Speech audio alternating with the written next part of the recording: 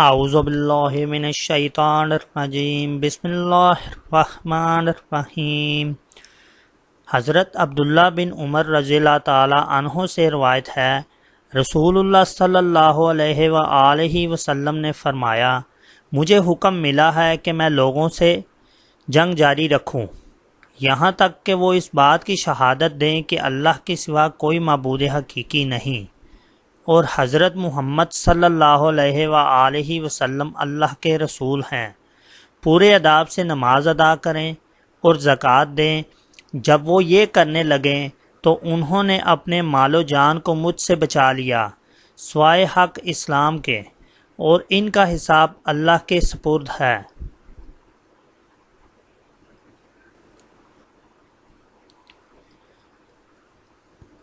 حضرت ابو ہریرہ رضی اللہ تعالیٰ عنہ سے روایت ہے، رسول اللہ صلی اللہ علیہ وآلہ وسلم سے دریافت کیا گیا، کون سا عمل افضل ہے؟ آپ نے فرمایا، اللہ اور اس کے رسول صلی اللہ علیہ وآلہ وسلم پر ایمان لانا۔ سوال کیا گیا، پھر کون سا؟ فرمایا، اللہ کی راہ میں جہاد کرنا۔ پوچھا گیا، پھر کون سا؟ فرمایا، وہ حج جو قبول ہو۔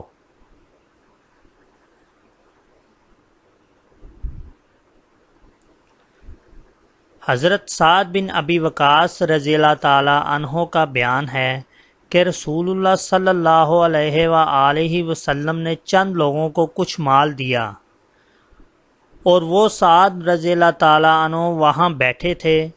آپ نے ایک شخص کو چھوڑ دیا، یعنی اسے کچھ نہ دیا، حالانکہ وہ تمام لوگوں میں سے مجھے زیادہ پسند تھا۔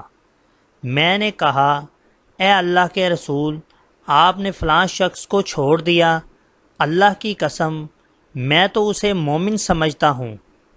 آپ نے فرمایا، مومن یا مسلمان؟ میں تھوڑی دیر خاموش رہا، پھر اس کے متعلق میں جو جانتا تھا اس نے مجھے بولنے پر مجبور کر دیا۔ میں نے دوبارہ عرض کیا، آپ نے فلاں شخص کو کیوں نظر انداز کر دیا؟ اللہ کی قسم میں تو اسے مومن خیال کرتا ہوں۔ آپ نے فرمایا، مومن یا مسلمان؟ میں پھر تھوڑی دیر چپ رہا، پھر اس کے متعلق جو جانتا تھا اس نے مجھے مجبور کیا، تو میں نے تیسری مرتبہ وہی عرض کیا، اور رسول اللہ صلی اللہ علیہ وآلہ وسلم نے بھی وہی فرمایا۔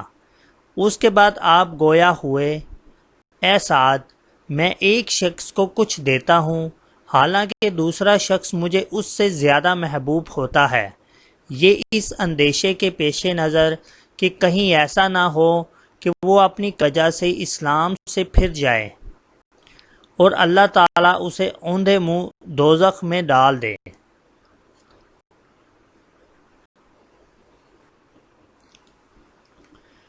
حضرت عبداللہ بن عمر رضی اللہ تعالی عنہ سے روایت ہے، ایک شخص نے رسول اللہ صلی اللہ علیہ وآلہ وسلم سے دریافت کیا، کون سا اسلام بہتر ہے؟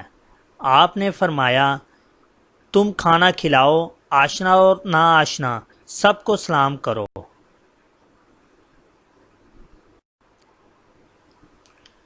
حضرت ابن عباس رضی اللہ تعالی عنہ سے روایت ہے، انہوں نے کہا، نبی اکرم صلی اللہ علیہ وآلہ وسلم نے فرمایا، میں نے دوزخ دیکھی تو وہاں اکثر عورتیں تھیں کیونکہ وہ کفر کرتی ہیں۔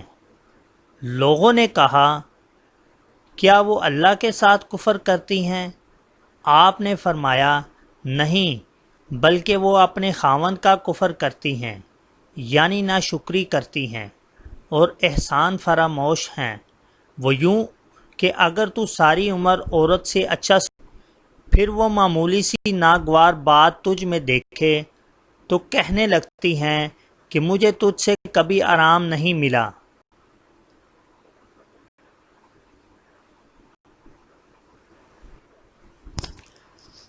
حضرت معرور رحمۃ اللہ علیہ بیان کرتے ہیں کہ میں ربضہ جگہ میں حضرت ابو ذر غفاری رضی اللہ تعالی عنہ سے ملا، دیکھا تو انہوں نے اور ان کے غلام نے ایک جیسا جوڑا زیب تن کیا ہوا ہے۔